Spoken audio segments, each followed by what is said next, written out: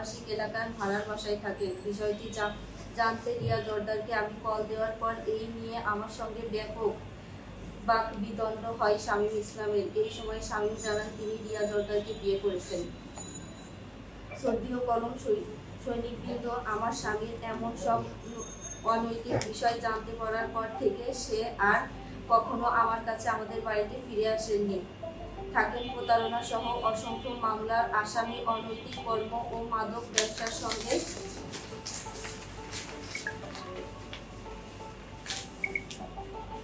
জড়িত রিয়া জর্দারের সঙ্গে অজ্ঞাত থাকে। পলাতক রিয়া জর্দারের সকল অপকর্ম এবং প্রতারণার কর্মে সহযোগিতা করেন এই শামীম ইসলাম।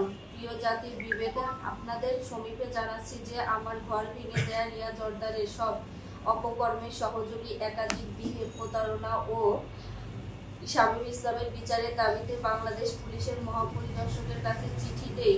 তা তদন্তাধীন। আদালতে আমার দায়ের করা 3টি মামলা বিচারাধীন। তার বিরুদ্ধে উত্থাপিত অভিযোগ প্রাথমিকভাবে প্রমাণিত হওয়ায় তাকে পুলিশের চাকরি থেকে সাময়িক বরখাস্ত করা হয়েছে। আমি আপনাদের সম্মুখে আমার ঘর ভেঙে দেয়া রিয়া জর্দারের বিষয়ে কিছু তথ্য উপস্থাপন করছি। তার দৈনিক বা মাসিক কোনো উপার্জন নেই, তারপরও তিনি রাজধানীর বসুন্ধরা আবাসিক এলাকায় বাসা ভাড়া নিয়ে আয়সী জীবনযাপন করছেন। পলাতক থেকেও অর্থ আয়ে প্রতারণার ফাঁদ পাচ্ছেন বলে অভিযোগ রয়েছে। তার অনৈতিক কর্মের অসংখ্য ভিডিও সামাজিক যোগাযোগ মাধ্যমে ভাইরাল হয়েছে।